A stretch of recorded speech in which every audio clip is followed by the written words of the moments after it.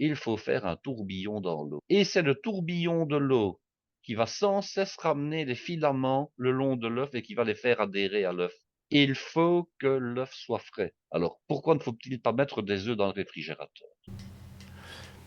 Chers amis, dans cet épisode, vous allez entendre une chanson qui s'appelle La chanson des œufs, mise en musique et interprétée par Les Slugs, que l'on retrouve sur le site www.aredg.net,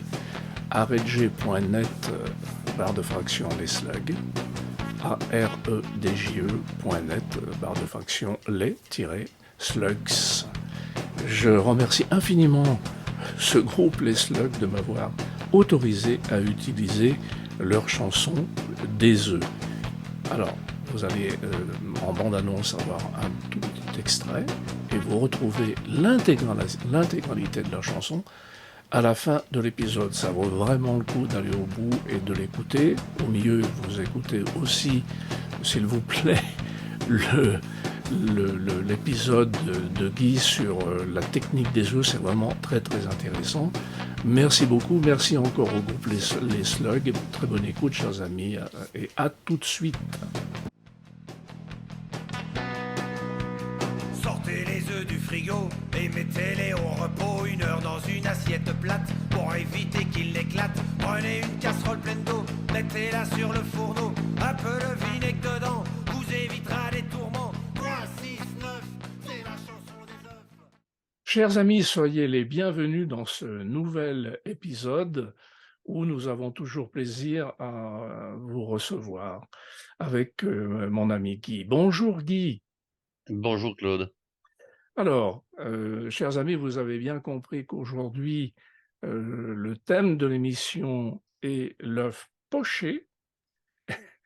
Auparavant, quelques informations. Alors, pour ce qui me concerne, je voulais revenir un petit peu, peut-être avez-vous vu dans la presse, je voulais parler de la maison Trois Gros à Roanne, que Guy et moi avons le privilège de connaître, et nous avons bien connu Pierre Trois Gros.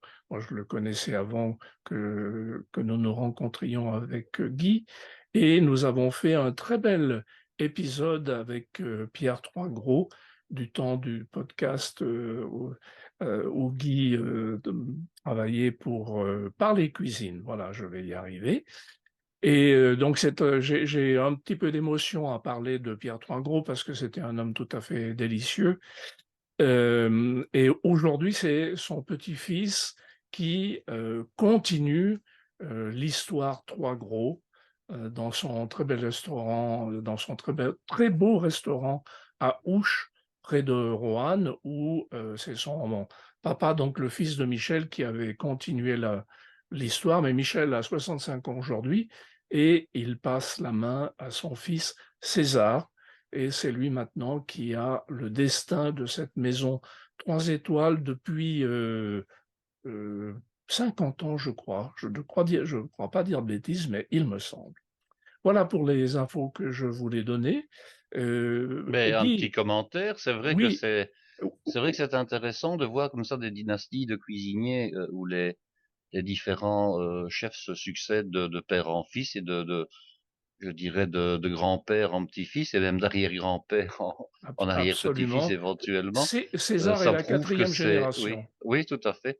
Ça prouve que le talent est transmissible d'une certaine manière. C'est très bien. Ce n'est pas toujours le cas, mais c'est très bien. Ouais. Alors on est un petit peu surpris. Bon, le restaurant de Roanne existe toujours, hein, mais il est un petit peu, disons, Oui, sur une voie parallèle. oui, On est habitué d'aller à Roanne, on est habitué aux couleurs de l'établissement, on oui. est habitué aussi au fait qu'ils avaient fait de grosses transformations il y a quand même quelques années. J'ai encore connu l'ancienne version, Ah hein, oui, avec le bar un peu années 50, ouais. 60, et puis bon les modernités qu'ils ont faites. Et puis c'est dommage.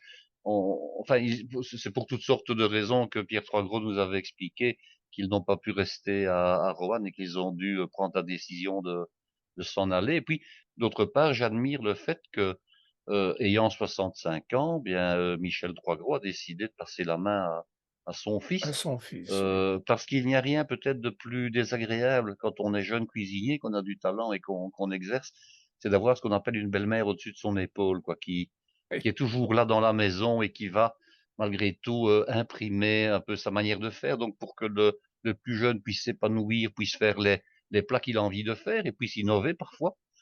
C'est bien que le père qui a comme ça imprimé sa marque pendant des années dise bon ben maintenant tu es vraiment libre de faire comme tu l'entends et je ne serai pas derrière toi pour dire ce que tu ne peux pas faire et ce que tu dois faire. Oui, Alors oui, avec le regret, quand on en avait discuté avec Pierre Troisgros, c'est qu'ils avaient fini par supprimer le fameux saumon à l'oseille, hein, qui était absolument. la préparation phare. Alors des gens qui sont habitués à l'établissement et qui vont, je dirais régulièrement, bon ben ils ont mangé le saumon à l'oseille et puis bon ils n'attendent pas après.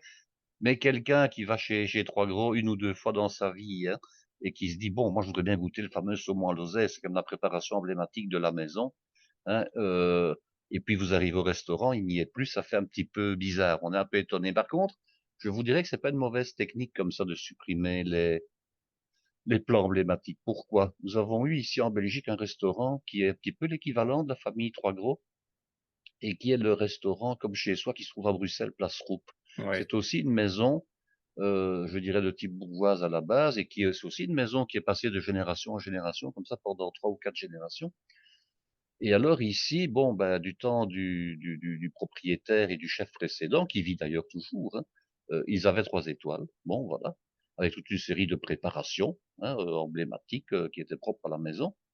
Alors, ce monsieur n'avait pas de fils, mais il avait des filles, dont l'une a repris le restaurant avec son mari, donc qui est le beau-fils du chef précédent. Et alors, ils ont gardé toute une série de préparations qui faisaient je dirais, le style de la maison. Et il se fait que le Michelin les a rétrogradés, donc ils sont passés de 3 à 2 et puis à 1 étoile. Alors la maison est toujours extraordinaire, évidemment on y mange super bien, le service est toujours le même, le personnel, bon bien sûr a évolué, mais en gardant le noyau dur aussi bien en salle qu'en cuisine. Et alors ici, quand ils ont perdu leur 3e étoile au niveau du guide Michelin, ils ont réagi en disant oui, mais bon, c'est bien beau, on nous reproche de ne pas innover suffisamment, parce que rappelez-vous, pour les 3 étoiles Michelin, on attache une importance à la créativité, à l'innovation Oui, des, très des, des, des important. recettes. Oui, Hein, c'est très important pour le guide oui, Michelin. Alors bon, il y a toute une série de préparations qui, c'est vrai, étaient des préparations d'il y a encore 20 ou 30 ans, mais ils ont répondu, nous ne changerons rien pour la raison toute simple, c'est que nous autres, nous avons pour vocation, c'est de faire plaisir à nos clients et pas au guide Michelin. absolument. Donc, nous ne comprenons pas vraiment pourquoi nous perdons nos étoiles, mais d'un autre côté, quand nos clients viennent manger, ils nous demandent des préparations qui sont les préparations classiques de la maison. Alors, qu'est-ce qu'il faut faire? Est-ce que nous vivons pour le guide Michelin qui vient une fois de temps en temps nous dire bonjour, ou est-ce que nous vivons pour nos clients habituels qui remplissent le restaurant toute l'année? Ça, c'est quand même la bonne question, hein. Est-ce qu'il Oui, faut oui, perdre l'âme d'une maison en disant on va mettre, je dirais, de la rhubarbe avec de la sole au chocolat?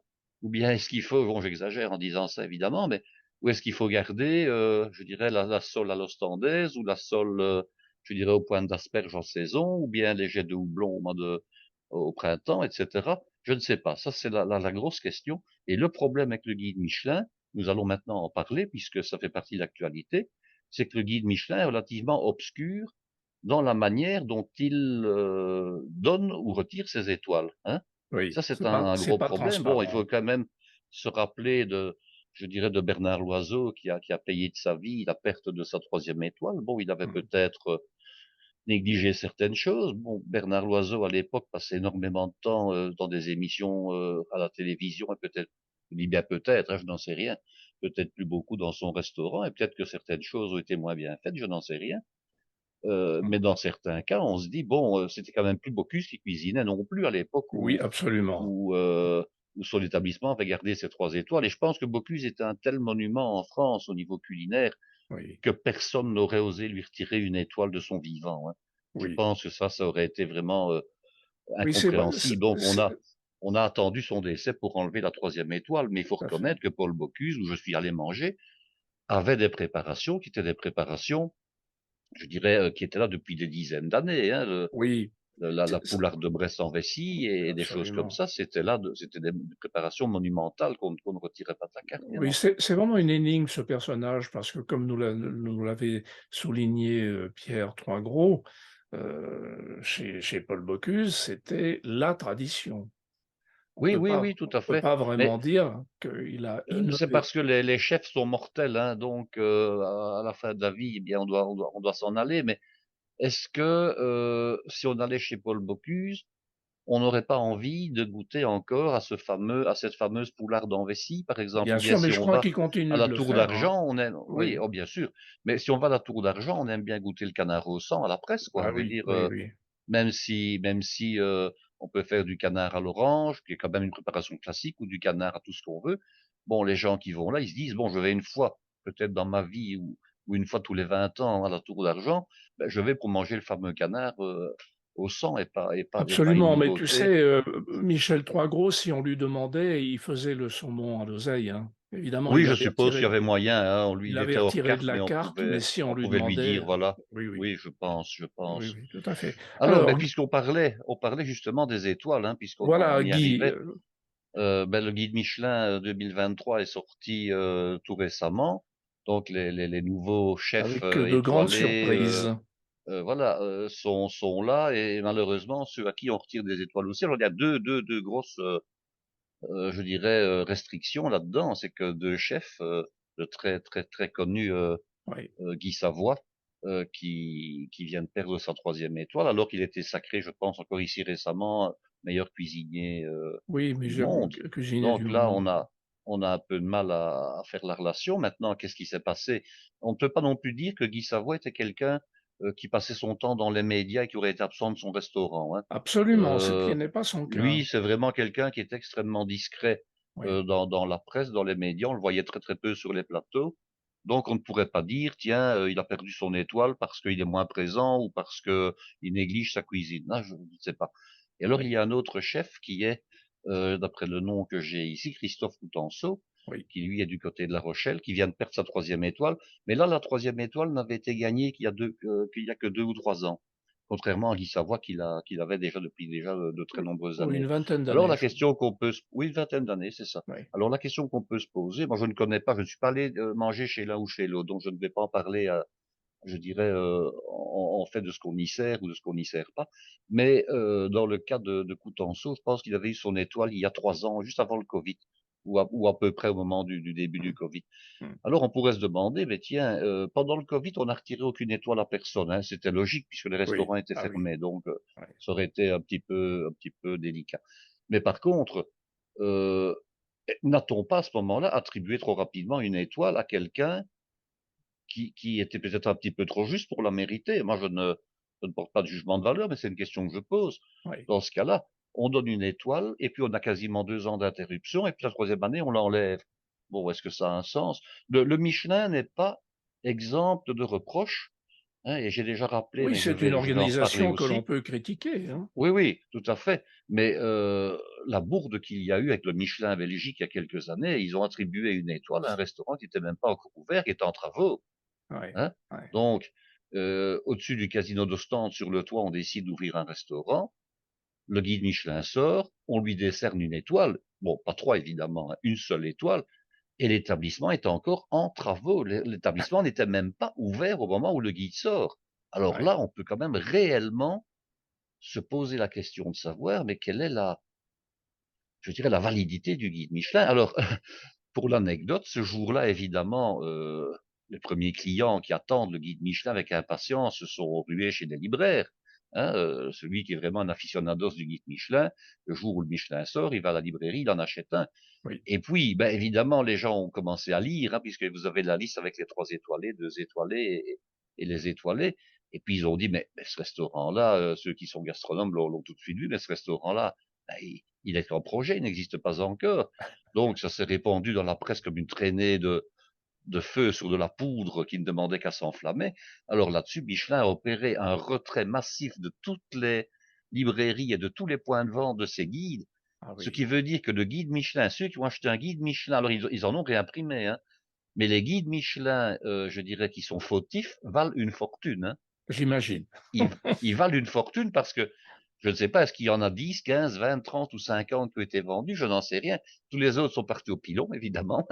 Oui. Hein, mais ceux-là celui qui a acheté le guide Michelin le jour même de sa parution, avant qu'on ne se rende compte de la bourde, ou du moins qu'on la fasse remarquer dans la presse, celui-là, il a un numéro de collection, hein. Bon, ben voilà, ça c'est pour les étoiles. Je pense que le guide Michelin belge sort toujours un tout petit peu plus tard, donc Ah oui.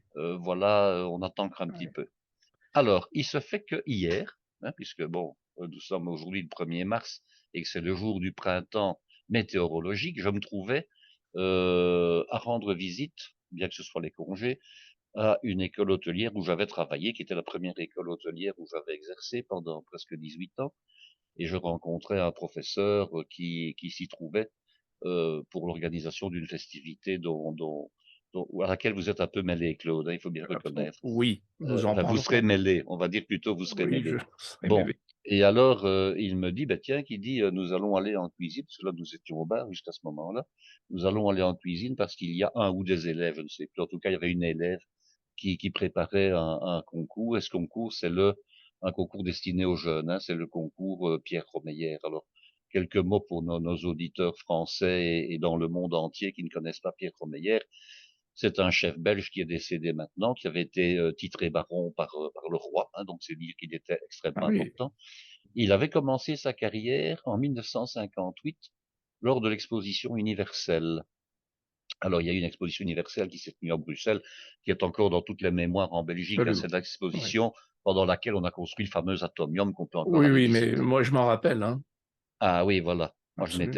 je n'étais pas né, mais on m'en a tellement parlé. Oui, oui. Alors, il se fait que pendant les 6 mois que durait l'exposition, il y avait un château à proximité, qui est le château du Belvédère, qui avait été réquisitionné. Et le président, le commissaire de l'exposition, c'était le baron Mons de Fernic, qui recevait toutes les personnalités importantes, les têtes couronnées, les rois, les princes, les stars, les vedettes de cinéma, les grands chanteurs, etc. Tous ceux qui venaient visiter l'Expo 58 étaient reçus donc au château du Belvédère par le président d'exposition, et c'était Pierre Romeyer, qui était le cuisinier à l'époque en 58, qui était chargé de recevoir ces gens venus du monde entier, de leur faire des petits plats, je dirais, dans les grandes assiettes, comme on dit, hein. Oui. Alors, Petit bon, plat ben, dans Pierre les grands. Romeyer, des petits plats dans les grands. Donc, Pierre Romeyer, par la suite, a ouvert un restaurant qui a finalement eu 3 étoiles. Il avait judicieusement ouvert son établissement qui s'appelait la Maison de Bouche en bordure de la forêt de Soigne. Alors la forêt de Soigne, c'est une des plus grandes forêts périurbaines du monde, dans le sens où c'est une forêt, elle n'est pas énorme, hein, c'est pas l'Amazonie évidemment, hein, la Oui. Belgique n'est pas grande, mais c'est une forêt qui se trouve vraiment en périphérie de Bruxelles, hein. C'est vraiment à côté de Bruxelles, et Ah d'ailleurs une oui. partie du territoire de Bruxelles capitale se trouve sur la forêt de Soigne, Ah, ou plutôt la forêt de Soigne se trouve, je dirais, dans le territoire de Bruxelles. Donc oui. il avait judicieusement ouvert cette maison-là. Et puis, ben, j'y suis allé manger, hein, au moins une fois en tout cas. C'était quelqu'un qui avait une forte personnalité, une très, on va dire une grande gueule, hein, on va le dire comme il est. Il est décédé maintenant, et puis en son honneur, on a créé ce fameux concours Romeyer. Alors, ce n'est pas pour parler de Romeyer que je vous parle de ça. Il se fait que l'élève était coaché par un ancien élève, donc qui tenait un restaurant, et puis, par hasard, se trouvait là un autre jeune chef. J'ai appris que c'était un chef après, qui m'a tout de suite salué par mon nom. Et alors, bon, comme il me connaissait, l'inverse n'était pas vrai, je dis, bon, vous vous appelez comment? Ah ben, je m'appelle Nicolas de Tournai. Bon, et puis, je lui demande un peu quel a été son parcours, puisque bon, est-ce que vous êtes toujours dans le métier? Oui, qui dit, hein. Je suis chef à tel endroit, donc, dans un restaurant qui n'est pas très éloigné de chez moi, mais dans lequel je ne suis jamais allé. Et puis, bon, ben, il m'a donné son numéro de téléphone. J'ai dit que j'allais peut-être un jour y aller. Voilà, c'est comme ça que ça s'est passé. Je retourne au bar et je discute avec le professeur de cuisine avec lequel je parlais, et qui me dit que ce garçon-là est quelqu'un d'extrêmement talentueux, euh, plein de bons conseils, extrêmement compétent et aussi extrêmement modeste. Et c'est ça que je voulais souligner, parce qu'en fait, ce garçon a gagné le fameux prix en Belgique, le prix qu'on appelle le Prosper Montagnier. C'est un concours de cuisine qui correspond au Bocuse d'Or en France, hein. Quand je dis au Bocuse d'Or, c'est-à-dire qui sacrerait le meilleur cuisinier de France, mais ici c'est le meilleur cuisinier de Belgique. Alors pour parler de Prosper Montagnier, c'était un cuisinier, un gastronome, un écrivain français du Midi de la France, qui est décédé il y a déjà de très très très nombreuses années. Et en 1952, un Ostendais a décidé de créer un concours culinaire en Belgique et il l'a appelé le concours Prosper Montagnier en l'honneur donc à ce fameux gastronome français. Et alors ça veut dire que le concours existe depuis maintenant plus de 70 ans, qui récompense chaque année à la fois un cuisinier, récompense également un sommelier, un chocolatier. Je pense qu'il y a également un pâtissier et un maître d'hôtel. Donc c'est un concours qui est vraiment multifacette. On ne récompense pas qu'un cuisinier, on récompense aussi les Oui, autres métiers, oui, je dirais, de bouche et du service. Donc oui, ça oui. mérite d'être souligné. Alors, comme je vous ai parlé de ce monsieur Nicolas de Tournai, qui était bon, très modeste finalement, alors qu'il a été premier, enfin qu'il est premier cuisinier de Belgique pour 2020, je dirais que la valeur n'attend pas le nombre des années Ah, d'une part, et que certains chefs peuvent avoir de grandes qualités tout en étant extrêmement modestes. Ce n'est pas toujours le cas de oui, tous, mais dans ce cas-là, c'est vraiment à souligner. Donc, nous essaierons peut-être de lui rendre visite un jour. oui, ce Ça, serait c'est bien. une chose. Oui. Ce serait bien. Alors, Alors, on va parler des chiffres du tourisme aussi, parce que oui, bon, notre avant de parler petite de, émission ne concerne pas que la cuisine strictement oui, considérée, hein. Guy, avant de parler des chiffres du tourisme, ne voulais-tu pas parler d'un chef belge qui s'appelle Peter Gossens? Ah oui, on peut parler de Peter Gossens aussi. Et puis on Donc, fera après il y a il y a la valse des chefs. On parlait de Pierre Troisgros, et c'est vrai qu'on aurait pu embrayer avec Pierre Troisgros qui avait cédé son fils à Michel, et Michel qui le cède maintenant à à son César. fils César. Eh bien, Peter Gossens, qui est un chef 3 étoiles en Belgique, il est à Creushouten. Alors, Creushouten, c'est une ville de Flandre orientale. Donc c'est une des deux provinces de Flandre qui s'ouvre en Belgique à l'ouest du pays. Et Creushouten, c'est la capitale belge de l'œuf en fait, parce qu'il y a Ah, énormément je dirais, d'élevage de volailles dans les environs, et ouais, qu'il y a même, je pense, qu'il y a une bourse ou un marché aux œufs où on traite, je dirais, de la valeur des œufs chaque jour pour des millions, enfin des milliers d'œufs en tout cas chaque jour.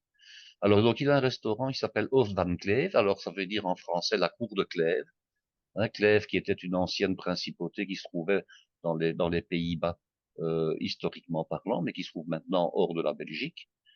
Et Peter Gossens, ben, il va revendre son restaurant 3 étoiles, parce qu'il atteint aussi la soixantaine de ces moments-ci, qu'il y a plus de 40 ans qu'il travaille. Il n'a pas des étoiles depuis, il n'a pas les 3 étoiles depuis 40 ans, mais enfin depuis déjà quand même de très nombreuses années, et qu'il a décidé de passer la main. Alors à qui va-t-il passer la main? Eh bien à son second cuisine, parce qu'apparemment, est-ce qu'il a des enfants ou est-ce qu'il n'a des enfants qui ne souhaitent pas reprendre l'établissement? Je n'en sais rien. Donc il va passer la main à son second cuisine qui va racheter l'établissement, et les équipes vont rester les mêmes à la fois en cuisine et en salle. Alors la bonne question, c'est est-ce que à la fin de l'année, quand le restaurant va être cédé à une autre personne, est-ce que le guide Michelin va enlever la 3e étoile?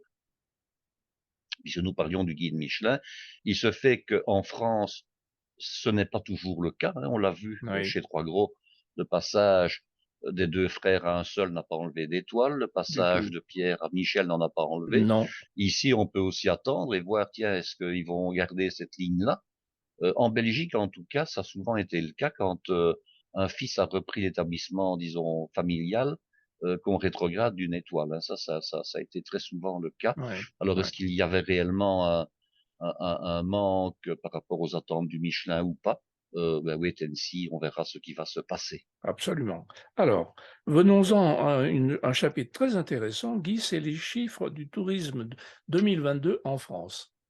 Eh bien oui, et les chiffres du tourisme, je les ai vus au journal télévisé d'Antenne 2 hier, donc sur la télévision J'ai vu française. aussi, oui. Alors, on peut dire que la France s'en sort très très bien puisqu'elle a renoué avec le succès. Alors, bon, on dit que la France est le premier pays touristique du monde. C'est un petit peu biaisé dans les raisons suivantes. C'est que on a, d'après ce que j'ai appris aussi, un jour, considéré comme touriste le camionneur qui entre en France par l'autoroute du Nord en Belgique et qui ressortait en Espagne lorsqu'il allait chercher des oranges. Bon, Oui, c'est et on pas vraiment un considère que comme c'est touriste, un hein? étranger, exactement, on est bien d'accord, mais il Nous paraît sommes que d'accord. quand on compte les millions de touristes, que ceux-là entrent dedans. Bon, c'est à discuter. Néanmoins, au niveau des chiffres, par contre, là, il n'y a pas de discussion à avoir. La France a vraiment renoué avec le succès, au point que les chiffres sont même supérieurs à ceux qu'ils étaient avant le Covid. Par contre, le nombre de déplacements en avion a chuté encore d'une trentaine, enfin, toujours déficitaire d'une Oui, trentaine de pourcents par oui, rapport à ce qu'il était en 2019. oui. Néanmoins, ce qui compte, c'est quand même l'argent, hein. Donc l'argent, évidemment, l'argent est présent, l'argent rentre, et on a établi un podium. Il y a donc plus de 50 milliards d'euros qui sont apportés en France par le tourisme, je dirais international, donc des gens Oui, qui viennent, mais également par les Français qui vont dépenser leurs sous euh, au sein de ailleurs. leur pays, hein. Donc il ne Oui, faut pas oui, non oui. plus négliger quand même que les Français enfin partent relativement peu à l'étranger par rapport à d'autres pays. Le Oui, pays étant grand, quelqu'un qui habite à Strasbourg peut très bien aller en vacances au Pays Basque, mais il reste en France. oui. Par contre, la Belgique est un petit pays, forcément, on ne reste pas forcément dans son pays, on va ailleurs. Alors, on a établi un classement. Et alors, je vous ai posé la question avant que nous n'enregistions, mais enfin, vous connaissez la réponse. Donc, qui sont les premiers sur le podium et qui ont donc, si on veut dire, la médaille d'or? Ça m'a beaucoup étonné d'ailleurs, hein, ce Ben résultat. oui, voilà. Enfin, moi, je ne l'ai pas inventé, hein, c'est des Ah, non, non, mais résultats bien sûr, mais j'ai vu du aussi journal beaucoup. télévisé, hein. Oui, oui, oui, Donc, oui. ce sont les Belges. Oui, Alors, les Belges ont dépensé ou ont amené 7 milliards 300 millions d'euros à la France pour leurs dépenses touristiques en 2022. Alors, ils sont suivis par les Allemands, qui eux ont amené 6 milliards 500 millions d'euros, ce qui n'est pas mal non plus. Et à la troisième marche, médaille de bronze, dirons-nous, il y a les Britanniques, qui ont amené, eux, 6,2 milliards d'euros, donc 6 milliards 200 millions. Alors, comme j'en ai déjà parlé, ce chiffre, bon, c'est un chiffre brut qui est un chiffre total, mais pour bien le comprendre, il faut le comparer à la population, parce oui, qu'évidemment, il y a infiniment plus d'Allemands que de Belges, et il y a encore toujours beaucoup plus de Britanniques que de Belges. oui. Donc, j'ai fait un petit calcul et j'ai ramené ça en fonction de la population, avec une petite règle de 3. Alors, si on veut considérer que tous les Belges, ce qui n'est pas le cas bien entendu, hein, que tous les Belges allaient en France, ils dépenseraient chacun 634 euros.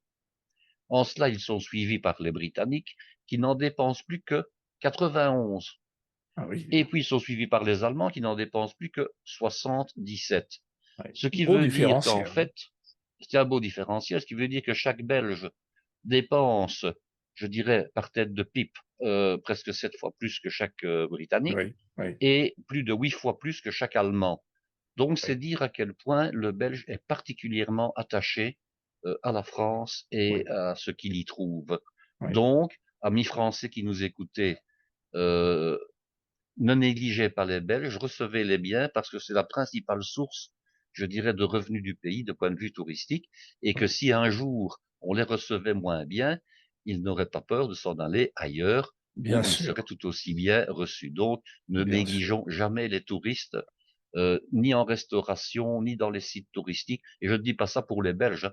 Je dirais ça pour n'importe quel touriste, quel que soit Oui, son pays d'origine. oui. Le touriste qui vient rendre visite à un pays, il mérite notre respect et il mérite notre attention. Voilà. Absolument, absolument. Chers amis, voilà, il faut tenir compte de tout ça. Alors, Guy, venons-en à notre thème du jour, l'œuf poché. Eh oui, l'œuf poché est vraiment la préparation, je dirais, épouvantail pour les cuisiniers en herbe et pour la Oui, ménagère, parce que oui, l'œuf poché fait partie de la famille des œufs qui sont cuits hors coque, bon, pochés évidemment, comme son nom l'indique, mais qui sont cuits hors coque et non mélangés. Alors, dans cette famille des œufs cuits hors coque et non mélangés, vous trouvez également, par exemple, l'œuf sur le plat et l'œuf miroir. Ils sont cuits hors de leur coque et ils ne sont pas mélangés. Et puis, vous avez les œufs qui sont cuits hors coque et qui sont mélangés, comme par exemple l'omelette ou les œufs brouillés, pour n'en citer que deux. Donc, l'œuf poché, c'est un œuf qui peut se consommer aussi bien chaud que froid que tiède. Ça, c'est déjà une première chose. On peut en faire toute une série de préparations. Et il y a une préparation phare dans la cuisine, je dirais française et plutôt régionale française, c'est la fameuse salade lyonnaise, dont je reparlerai lors d'un autre épisode, parce qu'aujourd'hui, nous allons parler de la technique pour bien réussir un œuf poché. et Alors, Dieu un sait œuf si c'est poché, je vous ai compliqué dit, de travailler l'œuf. oui, c'est compliqué en tout cas, dans le sens où il y a quand même toute une série de précautions à prendre, surtout dans le cas de l'œuf poché. Et je vais vous les Oui. expliquer pour que ça ne soit pas, je dirais, mystérieux pour vous. L'œuf que vous avez derrière vous en photo, c'est un œuf que j'ai fait il y a 2 jours, prouve bien que c'est possible. Et pourtant, je ne suis pas du tout un spécialiste de l'œuf poché parce que ce n'est pas une préparation que j'ai fait dans ma carrière. On ne faisait pas ce genre de plat. Bon, je l'ai vu faire à l'école quand j'étais moi-même étudiant, et à l'époque où j'enseignais, je l'ai montré aux élèves.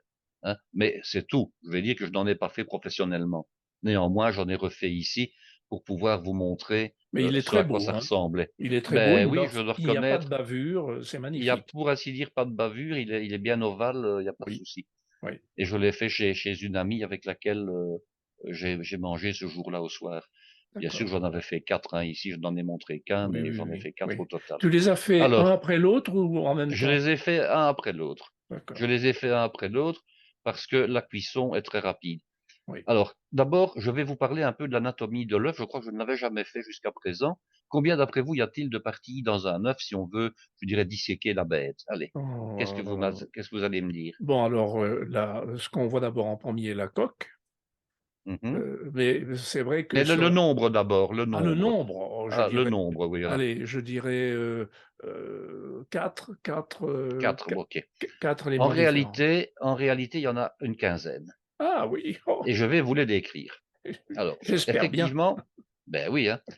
Évidemment, ce qu'on voit en premier lieu, c'est la fameuse coque. C'est là où la coquille. Mais la Ouais. coquille n'est pas la première. Il y a Oui, autre chose avant la coquille. La coquille, c'est donc cette enveloppe de calcaire, hein, qui sert à rigidifier l'œuf de manière à ce que son contenu ne s'écoule pas à l'extérieur. C'est pas le but non plus, hein. mmh, N'oublions pas qu'à la base, quand même, l'utilité de l'œuf, ce n'est pas de servir à nourrir nos ésophages de bipèdes ou bien l'œsophage d'autres animaux. C'est à perpétuer l'espèce, que ce soit pour les reptiles ou pour les oiseaux, voire même pour les poissons. L'œuf, c'est l'organe que l'animal a émis hors de son corps et qui contient, je dirais, le futur, d'abord l'embryon et puis le futur jeune.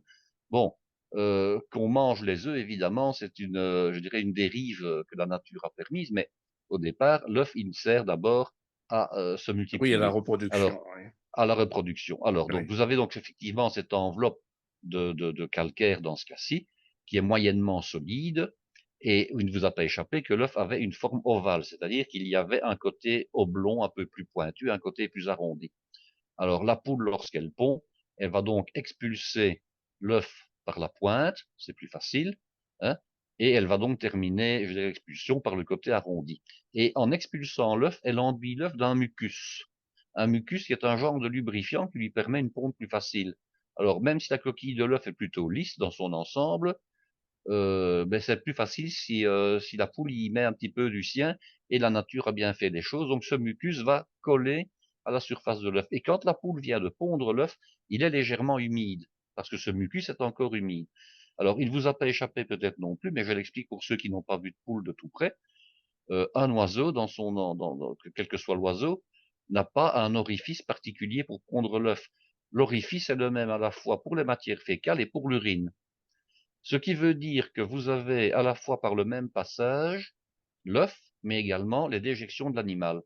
Or, la poule est un animal qui contient une bactérie qui est nuisible à l'homme si on la consomme, en tout cas en trop grande quantité, ce sont les fameuses salmonelles. La poule en est remplie, hein. La peau de la poule, les plumes de la poule et l'intestin, le système digestif de la poule comporte énormément de salmonelles. Donc la poule, elle n'a pas vraiment le choix. Au moment où elle expulse l'œuf, eh bien, dans le mucus qu'elle met autour de l'œuf pour faciliter l'expulsion, il y a des salmonelles. Et ça, c'est extrêmement important d'en parler parce que ça conditionne par la suite, on ne s'en rend pas toujours compte, la manière dont on doit vraiment casser un œuf. Ce Oui, qu'on ne doit pas faire, ce qu'on peut faire. Ça, c'est oui, important. oui. Donc ça, j'en reparlerai un jour. Donc vous avez une première couche qui est une couche de mucus, vous avez ensuite la couche qui est formée par la coquille proprement dite. Alors, à l'intérieur de la coquille, il y a une première pellicule. Une pellicule qui jouxte vraiment la coquille sur toute la surface de la coquille de l'œuf. Et cette première pellicule, elle est doublée par une deuxième, par une seconde, qui lui est attenante presque partout, sauf du côté arrondi, donc du côté le plus épais de Oui. l'œuf. Et qu'est-ce qu'il y a à ce moment-là, à cet endroit entre les deux pellicules, je dirais, qui entourent l'intérieur de l'œuf? Il y a une petite chambre à air. Voilà, Et la cette chambre. chambre à air, elle est extrêmement importante parce que elle va nous permettre d'abord de voir si un œuf est frais, moyennement frais, ou s'il est âgé. Alors quand je dis frais, je veux dire par là, non pas qu'il a été gardé au frais ou pas, mais qu'il a été gardé longtemps ou pas. Mmh. Alors, Mmh. qu'est-ce qui se passe? La coquille de l'œuf, elle est légèrement poreuse. À l'intérieur, il y a du blanc dont je vais reparler après. Le blanc contient énormément d'eau, hein, à peu près 90% d'eau pour arrondir les choses. Cette eau, progressivement, quand l'œuf vieillit un peu, elle a tendance à s'évaporer, hein. Les molécules d'eau vont passer au travers des différentes couches qui entourent l'œuf, et cette eau va se retrouver, je dirais, à l'air libre à l'extérieur. Il est évident que si l'œuf perd du volume parce qu'il perd de l'eau, il ne se rétracte pas. Un œuf qui a 2 semaines ou 3 semaines n'a pas diminué de volume puisqu'il est entouré d'une coquille rigide. Donc, qu'est-ce qui se passe à ce moment-là? Eh bien, c'est la chambre à air qui fait office, je dirais, de tampon. Et vous avez de l'air qui, pour compenser l'eau qui s'en va de l'œuf, qui entre dans cette fameuse petite, je dirais, petite bouée qu'il y a donc à l'intérieur de l'œuf. Et c'est cette bouée qui va vous permettre de vérifier si un œuf est frais ou pas. En effet, si vous prenez un récipient, je dirais genre carafe, avec de l'eau, vous déposez l'œuf. Si l'œuf vient d'être pondu, il va couler dans le fond du récipient. Si l'œuf a déjà, je dirais, 2 semaines par exemple, l'œuf va surnager entre deux œufs. Et si vous avez un vieil œuf, la partie chambre à air étant plus importante, va agir comme un flotteur et l'œuf va surnager, va flotter au-dessus de l'eau. Donc c'est un moyen qui vous permet de tester vos œufs et de voir s'ils sont frais ou s'ils sont un peu âgés. Mmh. Alors ça c'est important. Pourquoi? Parce que nous allons maintenant parler du blanc de l'œuf.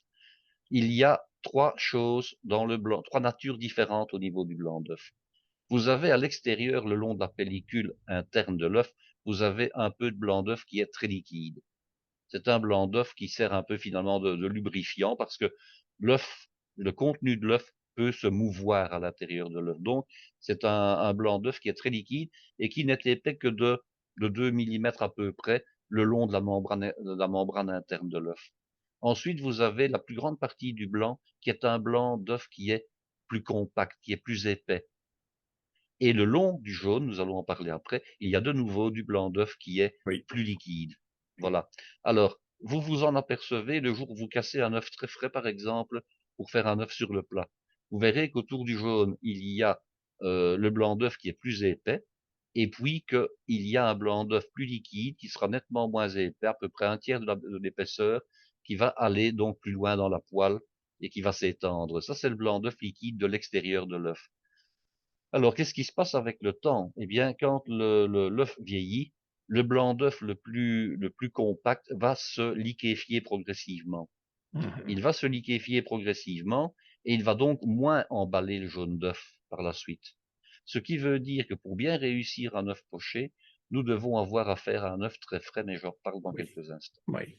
Alors, à l'intérieur, vous avez le jaune, qui est quelque part un peu le noyau de l'œuf, hein.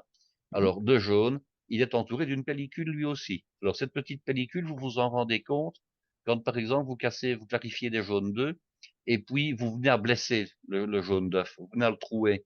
Quand on dit on trouve le jaune d'œuf, ben, c'est qu'on a percé quelque chose, hein.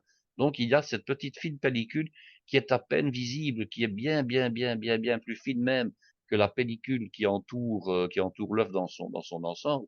C'est une petite peau, une petite membrane extrêmement fine. Il n'y a qu'un seul moyen de l'enlever, mais il n'y a aucune raison de l'enlever. C'est quand on passe les œufs au chinois, par exemple. Quand on passe les Oui. jaunes d'œufs au chinois, à ce moment-là, on retient cette petite pellicule, mais elle n'est ni un poison, ni mauvaise.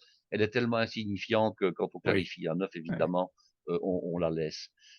Alors, au centre, vous avez donc le jaune de l'œuf, et là, vous avez un germe qui est le futur embryon, Oui. qu'il n'est, je dirais, qui ne devient visible, évidemment, réellement, que si l'œuf a été fécondé, hein. Et Oui. c'est à partir de ce germe que va se développer le poussin.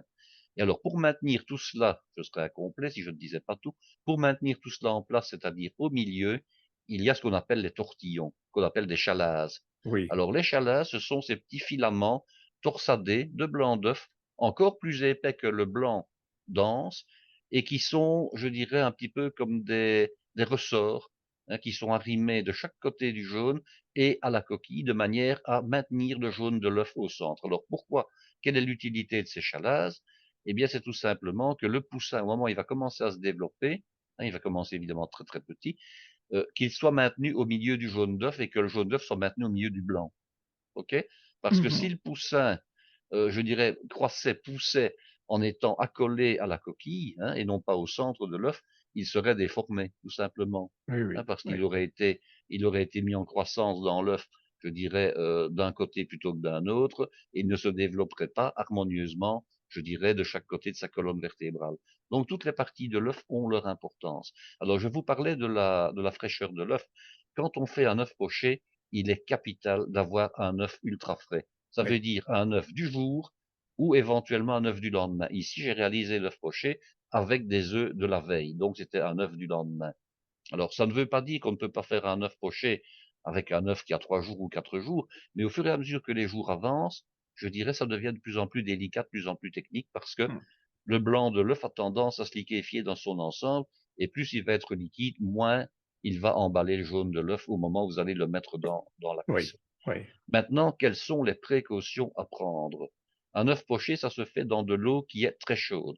Alors, l'eau très chaude, ça veut dire que vous avez fait bouillir votre eau et puis que vous diminuez votre eau. Elle doit être à 98-99 degrés. Elle Donc, elle ne doit pas frémit. bouillir à gros bouillon. Elle doit être très frémissante, voilà. Oui, Mais oui. surtout, mais surtout, vous devez donner à cette eau de l'acidité. Alors, rappelez-vous, quand j'ai parlé de l'œuf cuit en coque, donc de l'œuf dur, j'ai dit qu'il fallait mettre du vinaigre dans l'eau et Oui, qu'il ne fallait pas mettre de sel. oui. Alors, je me suis amusé à un petit peu voir ce qu'on racontait sur Internet parce que je suis toujours très curieux de voir les bêtises ou les bienfaits que l'on Oui, peut là, je trouver vais sur dire, je crains le Internet. pire. Hein. Oui, je crains le pire. Alors bon, il y a un chef qui est extrêmement connu et je ne vais pas citer son nom parce que c'est finalement un collègue d'Internet qui parlait du sel et qui disait qu'on mettait du sel. Bon, moi je ne suis pas pour mettre le sel pour 2 raisons, vous allez comprendre. Pourquoi mettons du sel? On met soit du sel dans une recette parce que c'est un agent technique, qu'il nous aide à quelque chose, soit pour l'assaisonnement ou parfois les 2 qui se combinent. Dans ce cas-ci, on laisse l'œuf dans l'eau tellement peu longtemps pour le pocher que le sel qu'on pourrait y mettre, à moins d'en mettre des quantités déraisonnables, ne sait pas assaisonner l'œuf. Donc, d'un point de vue assaisonnement, le sel dans l'eau pour l'œuf poché ne sert à rien parce que le temps de contact n'est pas suffisant. De plus, comme l'œuf, avec la chaleur, va coaguler à partir de l'extérieur, il va faire, je dirais, une enveloppe de plus en plus dure. Hein, le blanc d'œuf, c'est quand même plus dur que le Oui, jaune. oui. Euh, le sel ne sait plus pénétrer. Alors on va me dire, oui, mais on met bien du sel dans l'eau des pâtes. Mais ce n'est pas la même Ah, c'est chose. différent, oui. C'est différent parce que les Oui. pâtes, elles absorbent le liquide en cuisant. Mmh. Hein, vous mettez 100 grammes de pâtes à cuire dans de l'eau bouillante. Quand vous les avez égouttées, elles pèsent 300 grammes. Les pâtes ont absorbé 2 fois leur poids en Mmh, eau. mmh, mmh. Donc, quand vous mettez du sel dans l'eau, l'eau est salée et les pâtes se salent de l'intérieur en absorbant l'eau salée. Hein. Mais l'œuf, il ne va pas faire ça. L'œuf, il ne gonfle pas. Donc, ce n'est pas le peu de contact qui est restreint entre l'œuf et l'eau salée, ce n'est pas le sel qui va pouvoir saler votre eau. Par contre, comme je l'avais déjà expliqué, le sel, de par sa nature, il a le pouvoir de solubiliser, de liquéfier les protéines. Or, ici, on fait tout pour que le blanc de l'œuf soit le moins liquide possible. Donc, Absolument. je ne vois pas du tout. Le sel n'a pas d'indication, je dirais. Il ne sert à rien. Il ne sert à rien. Par contre, vous avez un autre élément qui sert à quelque chose, c'est le vinaigre. Alors, j'ai vu comme ça des conseils pour cuire l'œuf poché, où on disait, hein, vous mettez à peu près 1 litre d'eau dans une casserole ou dans un poêlon, et puis vous mettez une cuillère de vinaigre blanc. Ben non, une cuillère, ça ne sert à rien, c'est beaucoup trop peu. Ce qu'il faut faire, c'est mettre l'équivalent d'un grand verre. Donc, pour un Oui. litre d'eau, vous mettez au moins 2 décilitres, voire 2 décilitres et demi de vinaigre blanc d'alcool. Ne Ah oui. mettez pas un vinaigre de vin rouge, ne mettez pas un vinaigre de Oui, cidre, ne mettez pas un vinaigre de xérès ou balsamique, ça ne sert à rien. oui. Vous ne risquez qu'une chose, c'est de colorer votre œuf. Hein, il y a des recettes avec des œufs qui sont cuits dans du vin, comme l'œuf en morette. Ça, c'est autre chose. Mais Passons dans Paul ce cas-ci, ça Bocuse. ne sert. Oui, voilà. Mais ici, ça ne sert à rien. Vous mettez tout simplement du vinaigre blanc d'alcool. Alors, j'ai acheté du vinaigre blanc d'alcool hier. Ça coûte déjà pour 1 litre nettement moins que l'euro. Oui, Donc, ça oui. ne coûte pas cher. On ne Mmh. fait pas de grandes dépenses en mettant du vinaigre blanc d'alcool. Par contre, il est extrêmement intéressant parce que plus il y a de vinaigre, sans exagérer, hein, faut pas mettre moitié-moitié, par exemple, hein, mais plus vous mettez de vinaigre, en restant, disons, dans la norme de 2 décilitres à 2 décilitres et demi maximum pour 1 litre d'eau, vous allez amener de l'acidité et l'acidité coagule les protéines. Alors, je n'en veux que quelques exemples. Quand on réalise un carpaccio, que ce soit un carpaccio de viande, on ajoute du jus de citron ou du vinaigre. Quand Oui. ce soit un carpaccio de coquille Saint-Jacques, un carpaccio de saumon, un carpaccio de n'importe quel poisson cru ou de n'importe quel crustacé cru, vous avez une cuisson chimique qui s'opère grâce au vinaigre, Oui. parce que Oui. c'est un Oui. Oui. acide et que l'acide va brûler, va attaquer, je dirais, les protéines. Donc, vous mettez du vinaigre dans l'eau pour cuire les œufs, et bien vous avez une coagulation qui se fait grâce aussi au vinaigre et grâce à la Ce qui température de explique qu'il n'y ait l'eau. pas de barbe là, en l'occurrence. Alors, il n'y a pas de barbe, pourquoi? Les barbes, elles proviennent de quoi? Elles proviennent en fait du blanc d'œuf extérieur qui est le plus liquide. Hein. Oui. Elles Oui. proviennent essentiellement de là. Oui. Mais si vous mettez, alors je vais maintenant vous dire comment vous devez faire. Si vous mettez l'œuf dans de bonnes conditions à pocher, ce blanc d'œuf liquide qui a tendance naturellement à se répandre dans l'eau va en être empêché parce qu'il va coaguler immédiatement. Alors il y a deux autres questions, il y a deux autres choses qu'il faut faire. Il faut partir avec un œuf qui est à température ambiante. Il est Oui. tout à fait ridicule de mettre des œufs dans le réfrigérateur. Si c'était une obligation légale, les grandes surfaces le feraient. Or, elles ne le font pas. Alors, pourquoi ne faut-il pas mettre des œufs dans le réfrigérateur? Pour des raisons d'hygiène d'une part. Si vous sortez l'œuf du réfrigérateur et qu'il a, disons, 3 ou 4 degrés de température interne, qui est celle d'un bon réfrigérateur, vous le sortez, il y a un peu d'humidité dans votre cuisine. Vous avez immédiatement de la vapeur qui vient sur la coquille de l'œuf. Et rappelez-vous ce que j'ai expliqué tout à l'heure. Il y Les a un mucus qui salmonelles. était desséché et il y a les Voilà. salmonelles. Tant que les salmonelles sont déshydratées là-bas sur l'œuf, elles ne sont pas dangereuses. Mais le jour où vous les manipulez avec des doigts humides, ou bien que naturellement il y a de la vapeur qui vient sous forme de buée s'y accoler, les salmonelles se remettent, je dirais, en position de travail. Elles Et elles reprennent peuvent être vie. contaminantes, elles reprennent vie. Donc, il ne sert à rien d'abord d'avoir des œufs qui soient au réfrigérateur. Deuxièmement, si vous partez avec des œufs au réfrigérateur plutôt que des œufs qui sont, admettons, à 20 degrés, vous avez à ce moment-là 15 ou 16 degrés à devoir regagner avant que les Oui. œufs Oui. ne commencent à pocher. Hum. Donc, vous perdez du temps. Donc, Absolument. c'est négatif. Il faut que vos œufs soient à température ambiante. Ensuite, comme il faut verser ces œufs dans l'eau en étant tout près de la surface, vous devez les casser dans une petite tasse, dans un petit ramequin, dans un petit bol, dans un tout petit récipient, le plus approprié possible, de manière à vérifier l'œuf. Ça vous évitera déjà d'avoir des bouts de coquille qui risquent d'être avec l'œuf. Oui. Ça vous évitera d'avoir éventuellement un œuf qui est sanguinolent. Alors, c'est pas très courant, mais on sait tous que quand on casse un œuf, il y a parfois ces petites gouttes de sang qui sont passées de la poule dans l'œuf. Ce n'est pas très appétissant. Bah, il vaut mieux essayer de les enlever. Et ensuite, on peut toujours avoir un œuf dont le jaune est crevé. Alors, vous allez mettre un œuf dont le jaune est crevé en cuisson, vous ne sauriez pas avoir un œuf poché à la fin. Non. Donc, le fait de prévoir, en cassant l'œuf dans un petit bol, dans une petite tasse, vous facilite la vie et vous permet de vérifier l'œuf. Ensuite, et ça on ne le dit pas toujours, il faut faire un tourbillon dans l'eau. Ça, Oui, c'est ça, extrêmement oui, important. absolument. Pourquoi? Parce que dans toute une série de recettes, on vous dit, quand vous avez cassé l'œuf dans l'eau en versant le plus près possible de la surface, hein, avec une cuillère ou avec une cuillère et une écumoire ou avec votre écumoire, enfin bon, patati patata, on vous explique que vous devez ramener sans cesse, je dirais, le blanc, les filaments de blanc qui s'échappent de l'œuf vers le centre. Bon, comme on dit vulgairement, c'est du chipotage et c'est compliqué. Hein. Si vous faites un tourbillon, et comment vous faites votre tourbillon dans le récipient? Vous prenez un fouet qui est justement proportionné, vous tournez dans le sens des aiguilles d'une montre ou peu importe dans le sens contraire comme vous avez l'intention, vous faites tourner l'eau très rapidement et vous allez avoir un vortex qui va se créer, c'est-à-dire un creux dans l'eau. Et c'est au centre de ce creux, quand vous arrêtez de tourner, que vous allez verser votre œuf. Et c'est le tourbillon de l'eau qui va sans cesse ramener les filaments le long de l'œuf et qui va les faire adhérer à l'œuf. Oui. Et si vous respectez absolument cela, à savoir euh, la fraîcheur la plus importante de l'œuf, pas de sel, du vinaigre et de l'eau qui bout, hein, et que vous gardez bien frémissante au moment où vous pochez l'œuf, vous allez réussir votre œuf poché. Alors la dernière ânerie que j'ai vue sur Internet, là c'était une dame, temps de cuisson 9 minutes. Ben Ah, non, si vous cuisez un œuf poché pendant 9 minutes, vous avez un œuf qui est cuit dur au milieu. oui. Or, le but de l'œuf poché, c'est qu'il soit coaguler à l'extérieur et que le blanc fasse une enveloppe qui est solide, qui rende possible la manipulation, mais que l'intérieur de l'œuf soit liquide. Alors, le temps de cuisson, c'est 3 minutes pour un œuf standard. Alors, l'œuf standard, qu'est-ce que c'est? C'est l'œuf de 55 grammes avec la coquille, qui fait une cinquantaine de grammes sans la coquille, hein, et vous aurez à ce moment-là un bel œuf, c'est-à-dire qui sera à la fois euh, avec un blanc coagulé et un jaune qui est toujours liquide. Mhm. Voilà. Mhm. Alors, qu'est-ce qu'il ne faut pas faire? D'abord, comment va-t-on prendre cet œuf après? Il y a 2 ustensiles possibles. Il y a soit la cuillère trouée, hein, Oui, ça existe, hein, c'est une possibilité. Généralement, les cuillères trouées, ce sont des grandes cuillères qui ont la même taille et la même forme qu'un œuf. Ça, c'est une première possibilité. Cuillère oui, trouée, vous pouvez prendre l'œuf avec ce genre de cuillère. Il y a l'écumoire. Alors, l'écumoire, je suis pas trop pour, parce que l'écumoire, elle vous permettra, disons, de sortir l'œuf, mais elle va également prendre de l'eau avec, hein, et vous devez à ce moment-là avoir un essuie ou un torchon de cuisine ou un sopalin pour déposer votre écumoire dessus pour après manipuler l'œuf.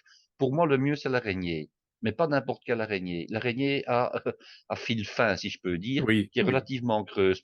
Parce que oui, vous avez des araignées, je dirais, beaucoup plus costaudes, beaucoup plus solides, qui sont faites de grands fils, hein, des fils plutôt épais. Alors, c'est toujours possible, évidemment. Le problème, c'est que comme vous cuisez ça dans ce qu'on appelle une ruche, c'est-à-dire un petit poêlon, généralement, une petite casserole, vous allez être gêné par le diamètre de l'araignée si c'est une trop grande araignée, en fait. oui, oui, Donc, oui. le mieux, c'est la petite araignée, je dirais en fil très fin, très souple, et qui égoutte bien les œufs. Donc, vous récupérez votre œuf après 3 minutes. Il faut absolument avoir une minuterie avec soi, hein, ça c'est Oui, important, oui, ou une horloge, ou une montre, enfin peu importe. Mais il faut, disons, récupérer l'œuf après 3 minutes. Si vous le laissez davantage, vous allez avoir le jaune qui va commencer à coaguler. Par contre, ce qu'il ne faut surtout pas faire, c'est être tenté après une minute de dire, tiens, je vais vérifier. Alors vous allez avec votre araignée soulever l'œuf, et qu'est-ce qui se passe généralement? C'est que comme vous soulevez l'œuf et qu'il n'est pas encore cuit suffisamment, le blanc n'est jamais coagulé que sur 1 millimètre et demi, il va se déformer, il va éclater, il va se fendre. Et absolument. quand vous allez replonger l'œuf dans l'eau, je dirais qui est très chaude, vous n'avez plus le fameux vortex puisqu'il Oui, il s'est stoppé, hein, entre oui, temps. oui, oui, Et à ce moment-là, par la fissure que vous avez créée en manipulant l'œuf qui n'est pas encore assez cuit, vous allez avoir du blanc qui va s'échapper et vous allez avoir de nouveau des bavures, oui, hein. Donc, il ne faut pas aller chercher l'œuf avant les 3 minutes. Quand c'est 3 minutes, là, vous soulevez. Alors, petite précision, si vous souhaitez réaliser un plat qui est chaud, vous avez intérêt à ce que l'œuf soit chaud, bien entendu. Donc là, vous le sortez et vous l'utilisez tout de suite dans votre recette. Si maintenant vous faites des œufs pour une mise en place, à savoir que vous devez par exemple faire un très grand nombre d'œufs pochés, première solution, ou que vous devez stopper la cuisson parce que vous allez par exemple faire des œufs pochés en gelée, hein, là vous devez plonger vos œufs directement avec l'araignée dans un récipient d'eau froide pour stopper la cuisson.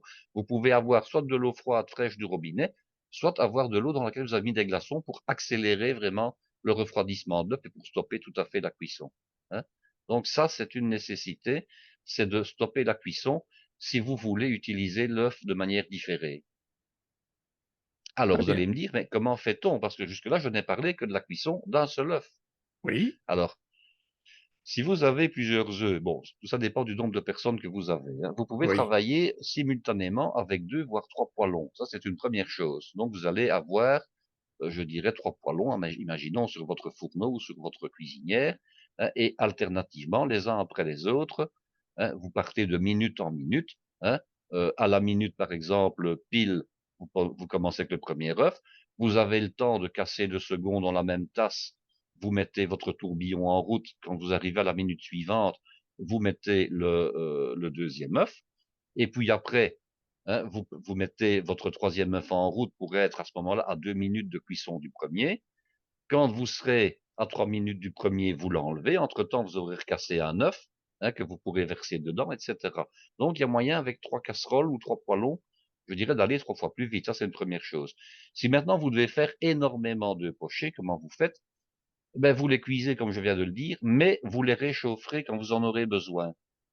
Donc, ah vous oui, arrêtez leur cuisson. Vous pourriez même très bien les cuire un rien moins que 3 minutes. Par exemple, enlever 10 ou 15 secondes. Ça, c'est une mhm, première chose, mhm. hein. Vous les enlevez, vous les refroidissez, et puis vous les récupérez, vous les tenez sur un essuie humide, sur un plateau. Et au moment où vous devrez les réchauffer, vous faites bouillir une grande casserole d'eau. Vous pouvez même récupérer l'eau de cuisson des œufs, il n'y a pas de souci, parce qu'elle n'est pas empoisonnée, hein. Elle sera vinaigrée, mais ça, ce n'est pas un problème. Et là, vous déposez à ce moment-là 4, 5 ou 6 œufs dans votre écumoire. Vous pourrez les manipuler à la main sans trop de difficulté, sans risquer de les trouer. Vous les déposez dans l'eau bouillante. Vous les laissez 15, 20 secondes maximum. Vous n'allez faire qu'une chose, c'est, je dirais, réchauffer l'extérieur. Le blanc va être cuit, va être chaud. Le jaune, lui, évidemment, ben, il sera à peine tiède, donc il n'y a pas de souci. Et puis, vous allez pouvoir réchauffer vos œufs. Maintenant, l'œuf poché n'est sans doute pas le plat qu'on proposera pour un banquet de 40 personnes, hein. Alors, écoute, Guy, justement, C'est j'attendais vrai parce qu'on que peut, ça peut se faire, ça peut se faire. Mais alors, il oui, faut être à plusieurs. Bon, si vous êtes seul en cuisine et que vous devez faire ce genre de plat pour 40 personnes, bon, ce n'est pas toujours évident. Mais je peux vous donner des astuces, hein. bon, Imaginons, par exemple, que vous fassiez, je pourrais vous mettre la recette éventuellement dans des variantes, hein. Une bouchée avec des fruits de mer, une sauce aux mardines et des champignons. Bon, vous prenez une bouchée de type bouchée à vol au vent, par exemple, hein. mhm, Vous mhm, réalisez une duxelle de champignons. Bon, vous mettez d'abord allez, imaginons que vous fassiez ça pour 12 personnes, hein. Vous mettez votre duxelle de champignons dans le fond de la bouchée, ok? Ensuite, oui, vous avez votre sauce qui est faite à part, une sauce aux mardines dans laquelle vous mettez soit des crustacés, soit des coquillages, soit des crevettes grises, par exemple, hein, de manière à ce qu'elle soit prête à l'emploi. Elle est chaude, elle est brûlante, votre petite louche est prête, vous n'avez plus qu'à l'utiliser, éventuellement même des champignons émincés, enfin tout ce que vous voulez. Vous mettez vos œufs pochés à ce moment-là dans chacune des bouchées et vous gardez ça à l'entrée du four ou dans un four tiède, c'est-à-dire un four à 80 degrés. mhm, Alors, à 80 degrés, si vous ne laissez vos œufs que pendant 1 minute, ils ne vont pas cuire, hein. Pour quelle raison? Parce que la chaleur qui est générée par l'air est 25 fois moins puissante, moins performante que celle générée par l'eau. oui, Donc, laissez par exemple pendant 25 secondes ces œufs-là dans un four, c'est comme si vous les laissiez exactement pendant 1 seconde dans l'eau à la même mhm, température. mhm, mhm, Voilà, ça c'est une chose dont il faut savoir. oui, Donc vous gardez vos œufs le temps de dresser vos 12 œufs, même si vous les réchauffez par 6, ben, vous devrez utiliser donc deux bains de chauffe, hein, pendant 15-20 secondes. Ben, vous laissez les 6 premiers à l'entrée du four, hein, qui est tiède, même le four fermé, hein, qui est tiède à 80 degrés. Les 6 premiers œufs ne seront pas cuits. Et puis vous nappez immédiatement avec la sauce après, et l'affaire est entendue. Je vais dire que il y a moyen de s'en sortir. Il faut tout simplement un petit peu réfléchir, avoir un petit peu d'astuce oui. pour y arriver. Ce n'est pas impossible. Mais le fait de se faire aider ou d'être deux en cuisine, évidemment, est plus facile que si on est Dis-moi, tout seul. Guy, j'ai une question. J'ai vu il y a quelques années pour un repas de Saint-Vincent, de la Saint-Vincent en Bourgogne. Ça va s'en Ils, tournante, oui. ah oui, Saint-Vincent tournante, la fête des vignerons. Ils ont Ils ont fait des servi œufs en meurette. 400 œufs meurettes. Oui, bien sûr. Mais je suppose c'est pas qu'un seul cuisinier Ah qui non, officiait, évidemment, hein. Donc, non. Mais tout est toujours possible pour les grands nombres. Tout ça dépend du nombre de personnes que vous avez, de l'espace que vous avez pour travailler, hein. Alors oui, on peut faire ce genre de choses pour un grand nombre, à condition d'être suffisamment en cuisine. Alors là, ils ont vraisemblablement poché leurs œufs à l'avance. Ça se fait dans du vin rouge pour le faire en meurette. Donc ils ont ouais, certainement poché leurs œufs à l'avance.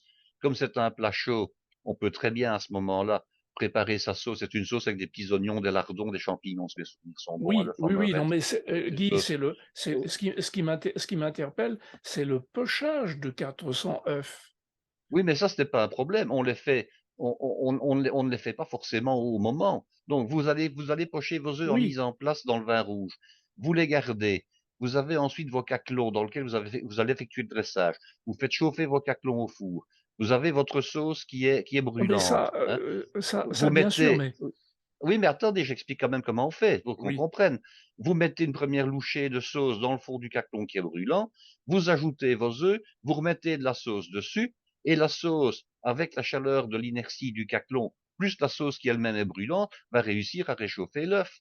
bien C'est sûr, vraiment pas un problème, ça. Puis vous bien ajoutez les sûr. petits croutons au-dessus. Donc, je dirais que ce n'est pas c'est une question d'organisation, c'est une question de mise en place. Quand bien même aurait-il, alors on peut encore réchauffer quand on est outillé, on peut encore réchauffer ses œufs à la vapeur, par exemple, hein. Ah Vous oui, mettez dans un four à vapeur les œufs sur des plaques perforées. Vous les mettez dessus, vous les repassez au four pendant, je vais dire, allez, 45 secondes à une minute à la vapeur. Vous enlevez la plaque, vous utilisez une pelle à poisson bien plate pour prendre chaque œuf et le déposer sur l'assiette où il doit aller. L'œuf est chaud, l'œuf est réchauffé, vous l'avez manipulé sans qu'il ne se casse. Techniquement, il y a des astuces pour tout faire. Ça, c'est une question ils n'ont pas poché, à mon avis, les 400 œufs au moment du service, hein.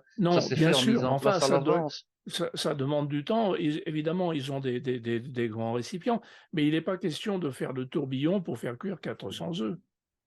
Ah ben, on ne fait pas cuire 400 œufs dans le même récipient, évidemment, c'est pas Bien possible, sûr, hein. non, mais tu On imagines, enfin, doit, c'est on doit travailler. Alors, bon, est-ce qu'ils ont cuit les œufs?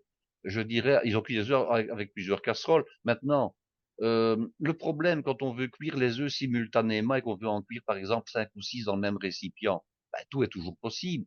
La seule chose, c'est que, effectivement, vous allez mettre le premier œuf dans le tourbillon, il va rester au centre du tourbillon, hein, il ne va pas aller dans le restant abs- de la casserole. Alors, absolument. vous allez, imaginons, attendre que le tourbillon soit terminé et que l'œuf migre vers le côté. Vous allez de nouveau refaire le tourbillon. Vous allez de nouveau mettre un œuf au centre. Qu'est-ce qui va se passer? Vous allez avoir 3 ou 4 œufs en même temps dans la même casserole. Comment faites-vous pour chronométrer le temps que Embêtant. chacun va mettre à cuire? C'est Oui, embêtant. oui, oui, Hein, donc, ouais. moi, alors maintenant, il y a encore une autre solution, hein. Ici, je n'en parle pas pour ce banquet-là en particulier, avec des œufs en meurette, c'est un peu plus difficile, mais on vend aussi des œufs pochés industriels, il faut le savoir, hein. Ah, ah Ah oui, oui, on vend des œufs pochés en pochette sous vide, ils sont ah conservés dans du oui, liquide, ah et vous n'avez plus qu'à j'ignorais. les réchauffer. Ah si, si, si, si, on Ah vend des oui, œufs pochés industriels. Et alors, on a aussi, mais ça, bon, j'en ai acheté, mais je ne suis pas convaincu, des petits appareils pour faire des œufs pochés. oui, Alors, j'ai vu il y a ça. entre autres des espèces de petits réceptacles avec 3 petits pieds qu'on dépose dans Mhm, de l'eau bouillante. mhm, Ils sont perforés et alors on doit mhm. casser l'œuf dedans. Bon, j'en ai acheté, j'ai testé, ça ne m'a pas convaincu outre mesure. Oui, oui, Il y en a qu'on vend, on peut faire 4 pochés simultanément au micro-ondes, hein. Il y a 4 alvéoles, il y a un couvercle, on casse les œufs dans le récipient, dans l'alvéole qu'on a beurré, ça ne colle pas, on met au micro-ondes. J'ai essayé, ben j'avais un œuf qui était encore un peu cru, j'en avais un autre qui était trop cuit, et j'en avais deux où le blanc n'était pas cuit parfaitement, et vous aviez le jaune évidemment qui avait surnagé, donc le blanc n'avait pas emballé le jaune, et vous aviez finalement comme un œuf au plat mais qui était raté. oui, Donc je suis vraiment pas convaincu par ces artifices. oui. Alors bon, je l'ai fait traditionnellement avec le vinaigre et l'eau et le tourbillon. Vous avez la photo derrière vous. Ben, je crois que ça parle de sens. Ah, Maintenant, c'est très beau. j'insiste, il faut que l'œuf soit frais. C'est Oui, de toutes les oui. conditions la première qui est utile. Alors, vous allez me dire, oui, mais bon, moi je suis en ville, je n'ai pas de poule, hein, forcément, on n'a pas de poule sur son balcon. Qu'est-ce que je fais? Alors, en principe, on a tous un crémier, enfin, du moins en ville, hein. Oui. On a tous un crémier, on en parle à son crémier, on dit voilà, je voudrais bien faire des œufs pochés demain soir ou après-demain ou n'importe quand. Qu'est-ce que vous pouvez faire pour me procurer des œufs ultra frais? En principe, un crémier, il a ses fournisseurs, il a souvent aussi un fermier attitré, si je peux dire, hein. Et s'il dit à son fermier, écoutez, pour samedi après-midi, puisque ce sera, admettons, pour le soir, j'ai besoin que vous me livriez une douzaine d'œufs ultra frais du jour, ben, le fermier, s'il est bon fournisseur de ce crémier, il va ramasser le matin la douzaine d'œufs, il va les garder à part, Oui, oui. hein, et il va les livrer en disant voilà, ce sont les œufs ultra frais pour votre commande, voilà. Maintenant, quand on est à la campagne, même si on n'a pas de poules, c'est un peu plus facile. Souvent, on est approvisionné en œufs par quelqu'un de sa famille, par des parents, par des frères, des sœurs qui ont eux-mêmes des poules, par un voisin. On peut aussi, par exemple, aller solliciter en les achetant évidemment un voisin ou quelqu'un de la rue en disant bon, vous avez des poules, j'aurais besoin bon de frais du jour, est-ce que vous pourriez m'en vendre 5 ou 6 et le tour est joué. Il y a moyen de s'arranger Oui, évidemment. oui, bien Maintenant, sûr, bien si sûr. vous achetez vos œufs en grande surface, c'est un peu plus délicat, hein. Vous regardez Hum, hum. évidemment les dates, vous prenez les plus frais possibles. Je rappelle que dans les grandes surfaces, quand on vend des œufs par boîte de 6 ou par boîte de 4 ou davantage, les personnes qui approvisionnent les rayons ont toujours la tendance à mettre à l'avant du rayon les produits les plus anciens. Bien Donc sûr. moi, je fais régulièrement ça, c'est que je vais chercher à l'arrière les boîtes d'œufs les plus récentes et quelquefois, il y a parfois 5, 6 jours de différence entre les dates Bien des œufs de sûr, l'avant et ceux de l'arrière. bien Donc si vous sûr. voulez des œufs les plus frais possibles, ben tant pis, vous allez avec votre main chercher les œufs les plus frais. Et alors surtout, vous pouvez aussi c'est comparer d'une marque à l'autre les œufs. Bon, Mmh, vous avez mmh. 5, 6, 7, 8, 10 variétés d'œufs différents, de poules, je parle, hein. Vous regardez, parce que parfois, entre une marque et une autre, vous aurez aussi des différences, parfois d'une huitaine de jours dans la Ouais, fraîcheur, ouais, ouais, hein. ouais. Normalement, sur chaque emballage, il y a aussi la date de la ponte, doit être indiquée. Oui, oui. Alors, quand on a la date de la ponte, bon, la date de conservation, c'est une chose, hein. On conseille que les œufs soient consommés avant telle date, d'accord. Mais si vous avez la date de la ponte, vous pouvez vérifier quel est l'œuf le plus fraîchement pondu. Et ça, Oui. c'est un indicateur extrêmement important. Je vous dis, on peut utiliser l'œuf du jour, l'œuf du lendemain, l'œuf du troisième jour, ça marche encore, hein. Oui, oui. Mais plus vous allez vous éloigner au-delà du troisième jour, là, ça devient un peu plus difficile.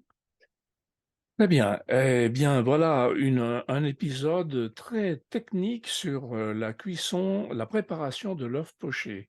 Vraiment très intéressant. Guy, je crois que tu nous as vraiment tout dit là, Je hein. pense C'est, que je n'ai pas oublié, hein, oui, oui, oui, oui. la température ambiante, l'œuf cassé dans une tasse, le tourbillon, Tout à pas de fait. sel, Mais du ce qui m'a vinaigre, interpellé, la parce forme de que l'écumoire, voilà. oui, c'est la quantité de vinaigre.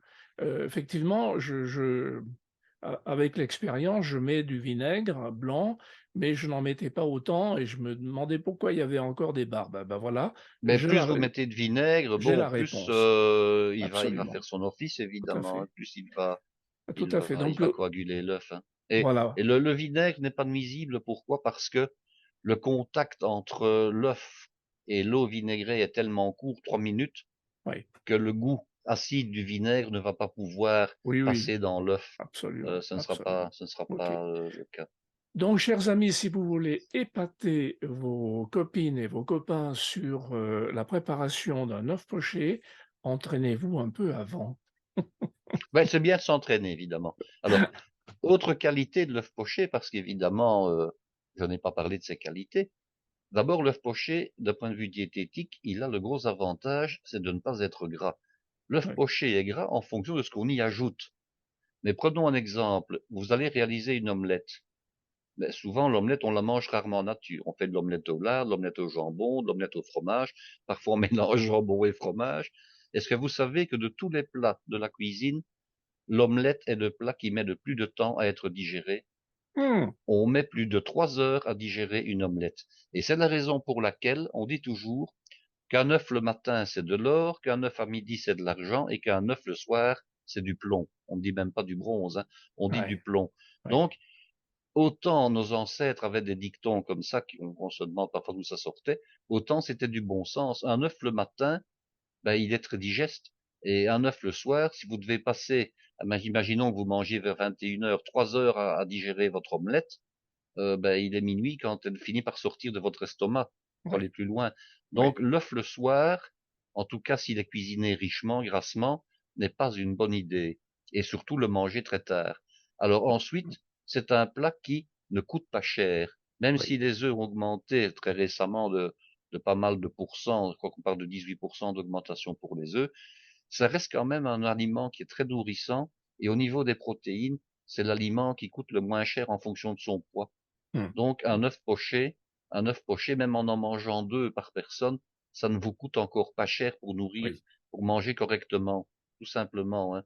Donc l'œuf poché, en l'occurrence, c'est comment dirais-je moi, c'est un œuf extrêmement intéressant, pas trop gras, en fonction des après qu'on fait évidemment, hein. Pas ouais, trop ouais. gras, sain, nourrissant, et pas cher. C'est quand même une qualité qu'on recherche dans l'alimentation, c'est ce Oui, genre de et c'est choses. très bon en Et c'est très plus. bon.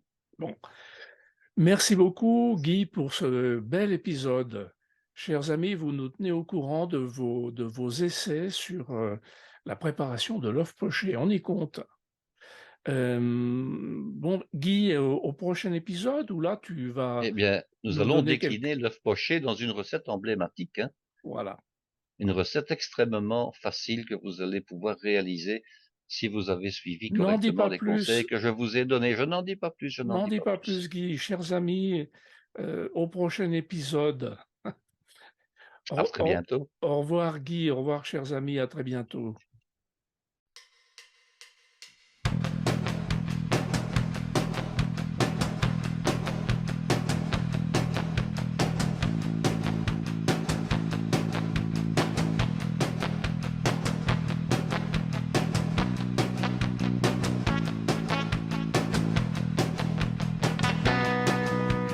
Sortez les œufs du frigo et mettez-les au repos 1 heure dans une assiette plate pour éviter qu'ils éclatent. Prenez une casserole pleine d'eau, mettez-la sur le fourneau, un peu de vinaigre dedans, vous évitera les tourments. 3, 6, 9, c'est la chanson des œufs.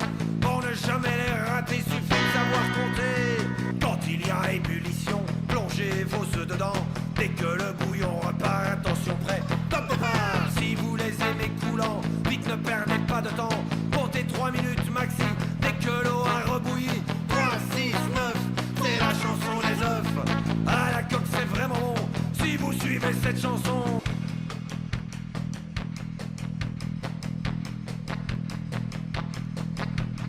Si vous les aimez mollets, ça n'est pas bien compliqué. Comptez 6 minutes chrono avant de les sortir de l'eau. Si vous les préférez durs, prenez une montre sûre. Attendez 9 minutes pile, une de plus c'est inutile. 3, 6, 9, c'est la chanson des œufs. Pour ne jamais les rater,